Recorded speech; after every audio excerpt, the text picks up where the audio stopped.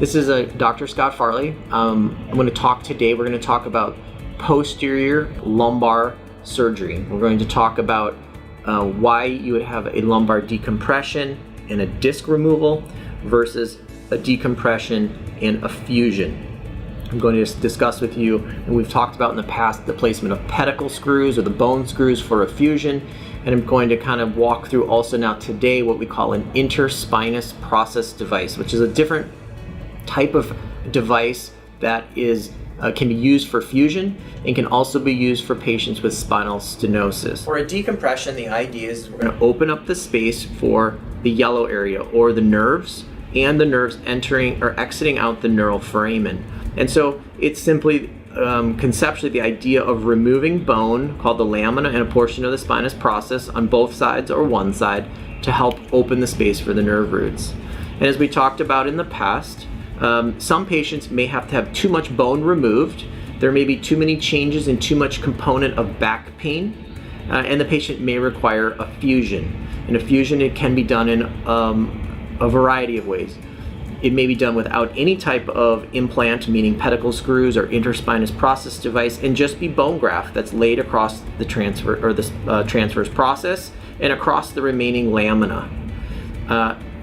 The pedicle screws are another reliable way to help with fusion rate, which is the placement of screws through the bony channel called the pedicle with placement of a rod between them. The reason clinically that a fusion may be used versus the decompression is the patient, their age, and what their symptoms are. So for a patient who has a component of what I call axial or very center back pain as a driving pain source, many times a fusion is required.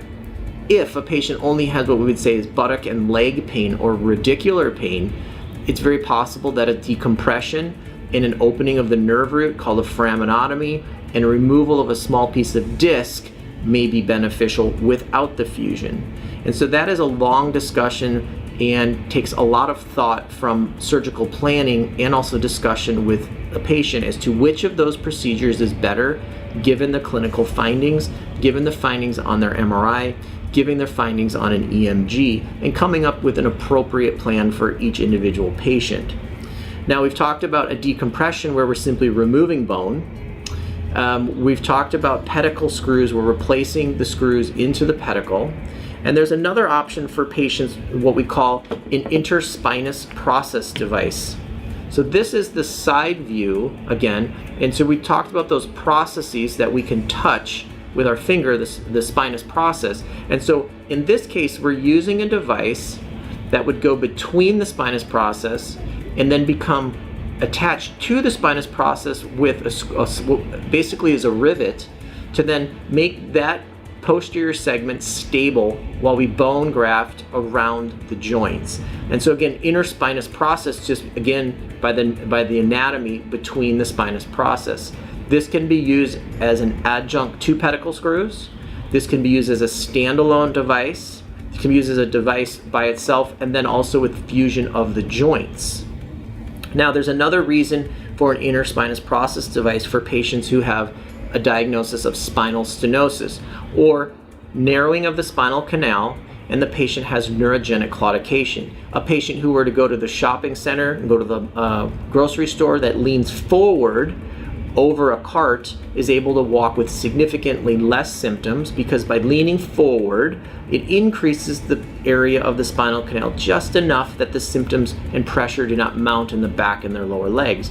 For a patient who has this type of problem, instead of doing a decompression and removing significant bone, an interspinous process device can be placed in this area. These are two different examples, two different companies' products. And so the idea is that this is a spacing, a blocker that in effect leaves that segment in flexion, like leaning forward all of the time. So when someone stands, they're unable to extend across the segment. Therefore, the space of the spinal canal remains more open and the symptoms are significantly less. So we have options for bony removal, which is a laminectomy or considered a decompression. We have the ability to decompress and add pedicle screws for a fusion. We can use interspinous processes device for a fusion. We can use an interspinous process device for a patient with stenosis and tightness and not have to remove bone such as a laminectomy for neurogenic claudication. And so these are just to give you an idea of the options available to you, which you would need to talk through with myself or your medical provider to find the best option for you.